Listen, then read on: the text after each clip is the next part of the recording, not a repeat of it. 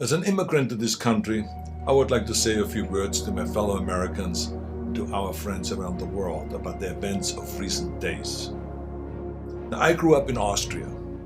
I'm very aware of Kristallnacht, or the Night of Broken Glass. It was a night of rampage against the Jews carried out in 1938 by the Nazi equivalent of the Proud Boys. Wednesday was the day of broken glass right here in the United States.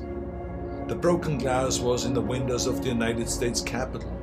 But the mob did not just shatter the windows of the Capitol, they shattered the ideals we took for granted.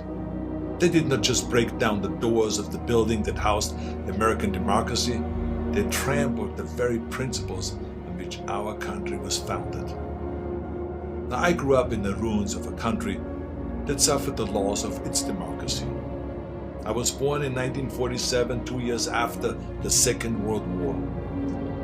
Growing up, I was surrounded by broken men drinking away their guilt over their participation in the most evil regime in history. Not all of them were rabid anti-Semites or Nazis.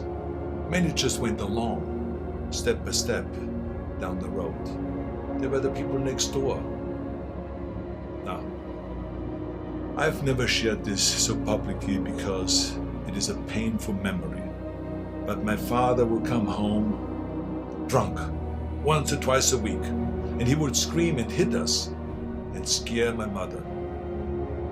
I did not hold him totally responsible because our neighbor was doing the same thing to his family, and so was the next neighbor over.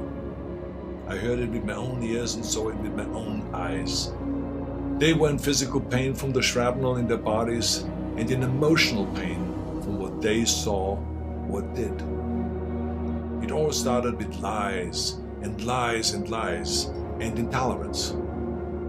So being from Europe, I have seen firsthand how things can spin out of control.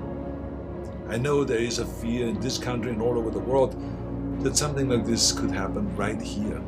Now, I do not believe it is, but I do believe that we must be aware of the dire consequences of selfishness and cynicism. President Trump sought to overturn the results of an election, and of a fair election. He sought a coup by misleading people with lies.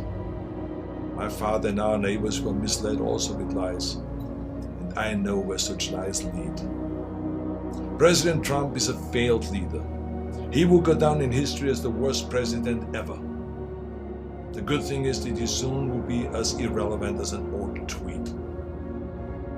But what are we to make of those elected officials who have enabled his lies and his treachery? I will remind them of what Teddy Roosevelt said. Patriotism means to stand by the country. It does not mean to stand by the president. John F. Kennedy wrote a book called Profiles in Courage. A number of members of my own party, because of their own spinelessness, will never see their names in such a book, I guarantee you. They're complicit with those who carried the flag of self-righteous insurrection into the Capitol. But it did not work. Our democracy held firm. Within hours, the Senate and the House of Representatives were doing the people's business in certifying the election of President-elect Biden. What a great display of democracy. Now, I grew up Catholic. I went to church, to Catholic school, I learned the Bible and my catechism and all of this. And from those days, I remember a phrase that is relevant today: a servant's heart. It means serving something larger than yourself. See, what we need right now from our elected representatives is a public servant's heart. We need public servants that serve something larger than their own power or their own party. We need public servants who will serve higher ideals, the ideals in which this country was founded, the ideals that other countries look up to. Now, over the past few days, friends from all over the world have been calling me distraught and worried about us as a nation. One woman was in tears about America, wonderful tears of idealism about what America should be. Those tears should remind us of what America means to the world. Now I've told everyone who has called that as heartbreaking as all of this is, America will come back from these dark days and shine our lights once again. Now you see this sword? This is the Conan sword. Now here's the thing about swords. The more you temper a sword, the stronger it becomes. The more you pound it with a hammer and then heat it in the fire and then thrust it into the cold water and then pound it again and plunge it into the fire and into the water, the more often you do that, the stronger it becomes. I'm not telling you all this because I wanted to become an expert sword maker, but our democracy is like the steel of this sword. The more it is tempered, the stronger it becomes. Our democracy has been tempered by wars, injustices, and insurrections.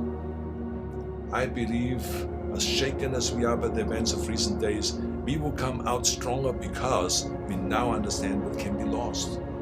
We need reforms, of course, so that this never ever happens again. We need to hold accountable the people that brought us to this unforgivable point. And we need to look past ourselves, our parties and disagreements, and put our democracy first. And we need to heal together from the trauma of what has just happened. We need to heal not as Republicans or as Democrats, but as Americans. Now, to begin this process, no matter what your political affiliation is, I ask you to join me in saying to President-elect Biden, President-elect Biden, we wish you great success as our president. If you succeed, our nation succeeds. We support you with all our hearts as you seek to bring us together. And to those who think they can overturn the United States Constitution, know this: you will never win. President-elect Biden, we stand with you today, tomorrow, and forever in defense of our democracy from those who would threaten it. May God bless all of you, and may God bless America.